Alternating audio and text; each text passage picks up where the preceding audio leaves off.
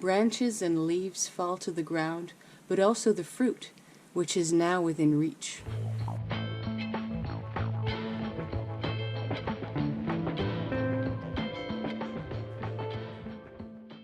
Welcome. I'm feeling so, I don't know, not myself today, but I've decided that I would do something productive with these hours before I go to work. This is it. Hope you like it. This is an altar makeover video and tour at the end of the video. Basically, my practice was too clean. I felt some time ago, I don't remember, I felt some time ago that my practice needed to change. I needed to change my practice. That meant that I also needed to change my altar. This is the shift that I was talking about on my Instagram page. So about my altar, this is just my sacred space in the house. I don't really mind the word altar. I don't have any, past traumas about it or whatever.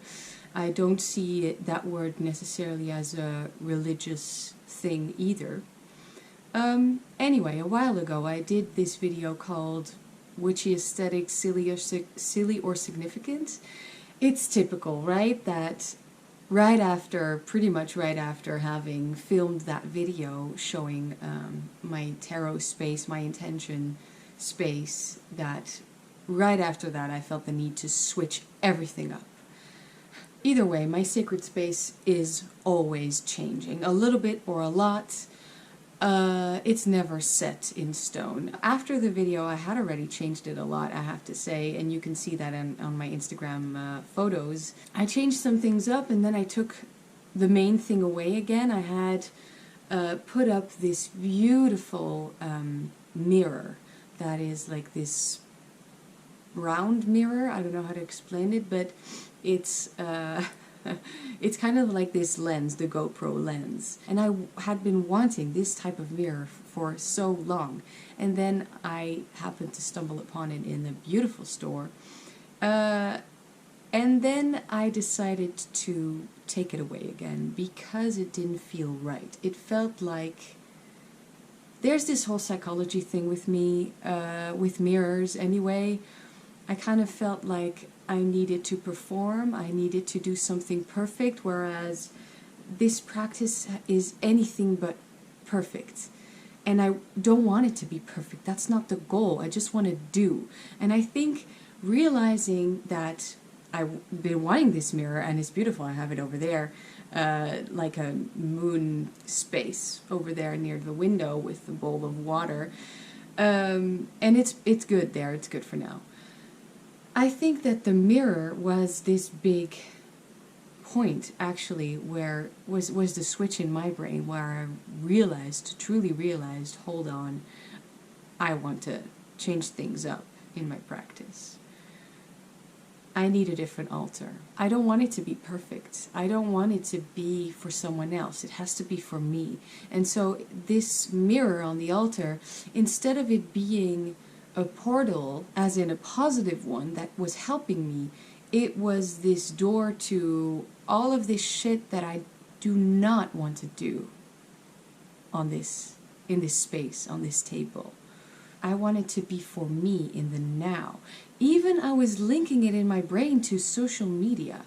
So, like, I don't know, of course on social media you share what you want to share, right? As someone who makes videos or has an Instagram. And I love it very much, and it's also really helpful, but there is image involved. Although, for instance, videos, I do make videos for myself, I also definitely make videos for other people because I know other people are watching, and I want them to watch, and I want them to hear what I have to say. I want them to interact with me. I want you to interact with me. Please do. That is why I have this channel. But when the camera is on, that is when I share, right? When I take a picture and share it, that is when I share. I don't want to do that here. This is like childhood, pre-social media, pre-internet.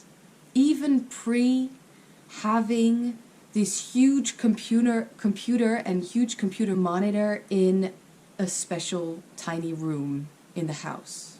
I'm 33 years old. Just telling you my age so you know what I'm talking about. Pre even ADSL connection, you know, the very noisy, slow internet connection where it means that you can't use the phone at the same time because you're on the internet, something like that. I don't remember. It was so long ago, but you see what I mean? This is like being a really young child with a lot of imagination and playing alone because I'm an introvert. Of course I, was playing with friends as well, but this is about the attic in the house with all this old stuff that I was playing with and pretending to read tarot with those Moriano Napoletane playing cards that I've talked about earlier. You know what I mean? It's just, this is for me and it's for nobody else. And having the mirror there, it was wrong. It's not like I want the door to be shut, obviously, because I am, doing this intention stuff. But it has to go through me, through my brain, through my mind, through my intention, through my body, and then, I don't know, up somewhere, out somewhere. But I don't want to look at myself while doing it, because I'm not doing it for my reflection. I'm actually doing it. That was a little bit of a sidetrack, but an important one. Also, right after making the video, I took away that horrible margarita skull. I don't know where it is. I still have one of the skulls filled with wishing stones. And I added a cup. So maybe some more stuff, but anyway, now it doesn't matter. I have a whole new table, and it was necessary, and I'll explain why. So first of all, I want to say that there's nothing wrong with pretty or neat or organized. I like my space to be pleasing to the eye too. Definitely, I still do. And I showed it, I talked about it in this video called Witchy Aesthetics, Silly or Significant. So a little bit of both maybe, right? But while I was showing all this stuff, I was also kind of questioning why all of it's there. And I always do. I always question everything. I don't know, like shortly after that, I realized I needed my practice to be different because I needed something else. So, pretty, though, can quickly turn into an altar that's there to look at. Now, in itself, there's nothing wrong with having an altar that is just pretty and there to look at, where you just sit at and meditate or think about stuff. I needed a working altar, okay? Really a working altar. So it already was a working altar, but there were some issues. So if you've seen my Witchy Aesthetics video, you saw that even though it's pretty calm, organized, semi-organized, as in everything kind of has its place, it did get messy here and there. For instance, the incense. I hardly ever clean that shit up. Switching altars or, redecorating the altar, I don't even clean it up. For instance, now I changed tables and I just plop that back on there the way that it was, and I don't care. Maybe I even kind of like it. I also talked about not being against having electronics on the table, for instance. It's just, it's sacred, but I also have to be comfortable, right? I have to just maybe not question everything. It can be messy, it can be dirty, because it's just my own personal practice, I don't do high magic, for instance. I don't feel the need to keep my space super clean and super organized. And I don't, as you know and can probably see already, have a west-facing altar that is a perfect black square in the middle of the room. So leaving some things is totally okay with me and sometimes even advised. So I don't want my space to be too pretty to the point where I have to be careful about it or I have to be precious about it. That was one of the problems with my old altar. I don't know who started saying this. Probably Kellyanne Maddox in one of her Chaos Magic videos, or maybe both of them, Molly Roberts from Her Speak, right? I've been rewatching all of her videos. My God, it's so inspiring. Art witch, great. Also another art witch that I fairly recently discovered is, you keep changing your channel name, but your name is Candy Morgan, I believe? Yes. Yes. It's so good. It's so inspiring. And even though, you know, I don't paint or anything, I actually want to start. I want to get back to just crafting, just hobbies. And I don't mean that I haven't done that for years. I mean, I've started during the lockdown. I've started making my own tarot deck, for crying out loud. And I will probably not finish it for, I don't know, a year or so, maybe more, I don't know. But it's fine. It's there. It's waiting for me to finish the pips, Marseille pips. I love it, at least. Some other projects that I'm starting, but just a little other sidetrack. As an ex-professional dancer and now dance teacher, hobbies were a thing that I didn't get to experience because all of my time, I almost said all of my free time, but this just meant that I didn't have free time. All of my time went to becoming a dancer. And so I didn't have the time or the energy, or both, to have any hobby, really. I remember as a kid, before going to the academy and all that stuff, as a kid I loved to draw. I thought actually that my job would be illustrator for children's books. You know, I really liked Roald Dahl, for instance, and Matilda especially, and The Witches, and yeah. There's also this other book that I loved the illustrations of, Ronja de Roversdochter. I will put the English title in the screen because I don't know it. I think it's the same illustrator. No, wait, it's not the same illustrator. It's the same writer as Pippi Longstocking, which are also books, very old-fashioned, but which are also books I liked. And I realized, by the way, that the books were very different to the series, but I also loved the series. But that's different. Okay, Pippi Longstocking is so going to be a pop iconography goddess, I don't know, for me, because, I mean, she is witchy as fuck. Pippi Longstocking is a witch, okay? Even more so in the books than in the series. What was I saying? I told you I was feeling weird today. Okay, so I was saying that as a child I drew a lot, and I was actually pretty good at it. I stopped drawing because I didn't feel like it anymore, and I lost my pace because of life. It's not really like it got in the way. I have, you know, I've done really cool things with dance, but all I'm saying is you don't know how much you sacrifice for something you love until years later, really. I mean, I was always aware of sacrifice. You know, not having so much of a social life, not having so much time to see friends, having to go home because I have to catch the train to go home because I don't actually live in the city where my school is at, because I come to this city to do, you know, to dance, to be in a high school that is connected to the dance academy. So, time after school is just, I can't come with you. I have to go home and do my homework on the train. All of this I did willingly, and I did with love and discipline. Long story short, my point was, hobbies was one of those things that I just never had.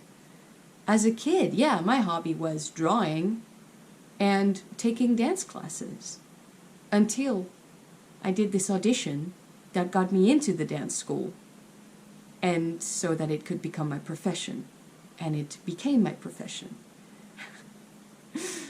And that was the end of Hobbies. I actually am almost, I don't have it right here, but I actually am also almost done with my tarot journal. So that kind of fits, right? I think I'll be able to make it last until the very end of 2020, but I have already ordered at a beautiful paper store called De Vlieger in Amsterdam. I have already ordered this Italian journal or sketchbook, which is unlined, blank pages. Because anyway, I write so small that I don't even use the lines. I write on the pages as though they are blank, really. I don't follow the lines. So there's that. And then I figured if I get blank pages, I will be able to sketch a little bit more, doodle a little bit more, and maybe even paint a little bit. Molly Roberts is so inspirational. And maybe collage, like Kellyanne Maddox does. I don't know, I just want to do more. Get back into it. And just journaling is amazing, and I'm very wordy on the page. But the end of this year has brought up this urge to make and not only log, but also to make something artistic with it, to do something creative with it, to express myself just for me, and to express myself on the page, and to, you know, some entries just deserve, or some experiences just deserve something visual, something pleasing to look at, something maybe even while drawing, or while collaging, or while even sewing, or while painting. Anything. It doesn't have to be good, but while doing all of these things, it can be healing, it can be a spell in itself, it can be an intention in itself, it can be very clarifying. Something that words cannot do. And I'm excited. And I'm also kind of proud of myself. I'm just putting that in there, that I'm not waiting for my new tarot journal to arrive at the store for me to pick up, to start. Because I'm already drawing. I'm already doodling. I'm already, you know, doing that a little bit. Also with the tarot table, right? The table itself was a big issue. It all of a sudden became a big issue, but a good one, a clarifying one. Before I had this one, I already started making, doing what I needed to do where that urge came up on my old table as well. So that is a good thing. There's a word for that, right? Or a saying. At least I didn't wait for everything to be perfect in order to give myself permission to do it, or think that it was good enough to start. I needed to do it, and I started. That's just, okay, I'll be honest, just a little pat on the back for myself, okay? But I'm mentioning it just because we don't do the Four of Wands often enough. And maybe also just to inspire someone who needed to hear that today. Started, do it. Don't wait for life to be perfect, to be organized, to be ready. Give yourself permission to do it. So basically, about not being too precious about my space, not being too careful around it. I do want my space to remain sacred to me, but I don't want to be precious about it. I want to work with my hands. I want to feel it. I want to touch it. I want to get into it, really. Like, I got this huge urge to even get violent over here, like even scratch the table, stab the table, and get paint on it and not care, get candle wax on it and not freak out a little bit because it's on my beautiful altar cloth that I made, by the way. It's black linen, and I sewed on by hand these really cute black tassels It's over here now. See? So cute, the black tassels. It's over here right next to it, just so I won't miss it, I guess. Because I do love it. But I wanna scratch and stab the table and not giving a fuck about it leaving a mark. Actually, I'm thinking that the mark that it would leave could be so damn sacred. Damn sacred. I mean, we're witches. We can say this type of stuff, right? But I got all of these thoughts. I want to be able to use oils right there. Maybe even draw with chalk right on the table, right on the surface of the table. And I want all of this intention to like seep into it so that it kind of pulls in this magic. So what I used to do on my old tarot table, I used to read cards, I used to journal, I used to actually mostly just sit here and think. And I still do all that, and you know, do the astral plane stuff. All of that's important, but I just wanted to pull it all down. Pull it all down into the earthly realm, into Malkut. Like, I've been up in Yesod all this time. Almost, I don't know. But I want to use ingredients. I want to paint, draw, work with my hands. And as I said, the journal's almost done, and I'm finally getting one with blank pages. I want to get super messy. I want to, you know, instead of so much of the work being so ethereal in a way, it kind of felt like this example that I've used in a very recent video, maybe my latest video. It kind of felt like it was all on top of the table, over the altar, being less of the earth. It's exactly the example that I've used, or the way that I'm explaining in how I read the tarot. Yes, there is this, but I feel that here there is a lot in the now. There's a lot in the body. There's a lot in the earth. There's a lot in the tool itself. Yeah, it's the same type of thought and example as the knowledge is in the cards. The knowledge is in the now, in the using my hands. It's just a feeling, but basically, I just wanted to get messy and get my hands dirty.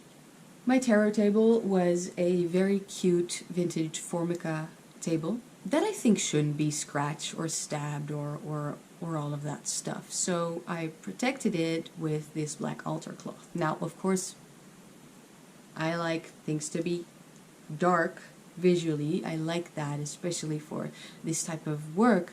So that's the thing, because underneath, of course, the table is kind of a light gray. But, you know, I don't think that it should be damaged. Plus, my beloved rocking chair never quite fit under that table. So I realized that simple thing is actually where it started. The table. If I really wanted to do this, I had to change the table.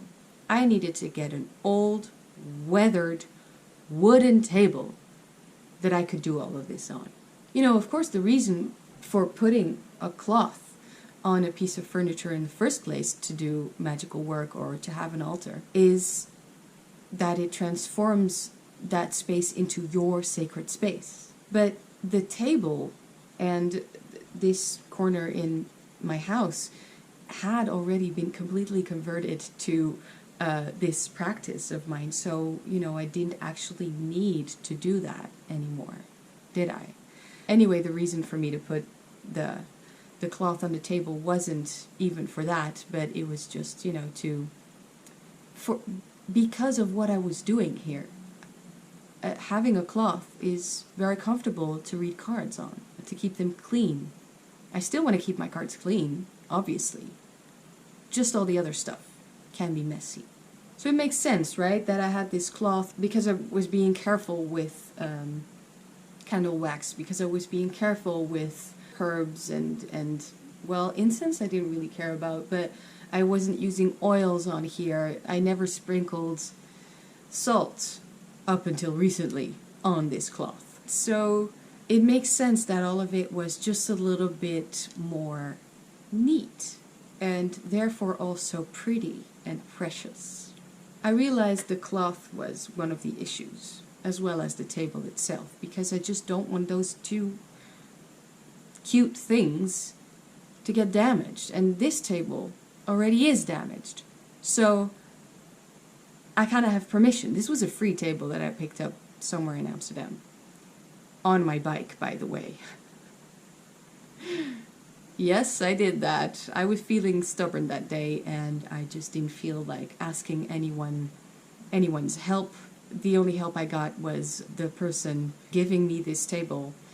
She helped me to lift the table down the stairs, and then my helpful neighbor helped me lift the table up one set of stairs to my apartment. That is it. All the rest I did myself. I actually took this table home on my bike. I'm Dutch like that. You will also see the state of the table was in, or how the table looked at least when I got it. Of course I will still journal, of course I will still use the cards on this table, and I will of course still be careful with them because I don't want my cards to get damaged. Of course wear is inevitable, but I don't want them to get wax or oil or anything on it. I don't want them to basically catch on fire either. Of course I will still be careful with them, but I don't want this to stand in the way of getting into all of these intentions and energies, all of this work, this craft. But, well, I will show you my new, old, weathered, freaking perfect for what I want to do table. With drawers, by the way. I wanted to make this slidey thing underneath in order to read the tarot here rather than up here. We'll see how it goes. It's constantly changing anyway. How nice and how new, and I have to get used to this because change, right? Anyway, tell me what you think, and if you've ever experienced this incredibly strong urge to make this shift happen, make this sort of shift happen. Basically a shift in what a personal practice needs to be. I'm really happy, I'm excited, and I have more opportunities to explore this part of the craft, this part of the practice, this part of all of it, of all of this beautiful stuff that we like. Consider subscribing to my channel so you don't miss any videos or live chats. That's always fun. And I will see you in the next one. Thank you so much.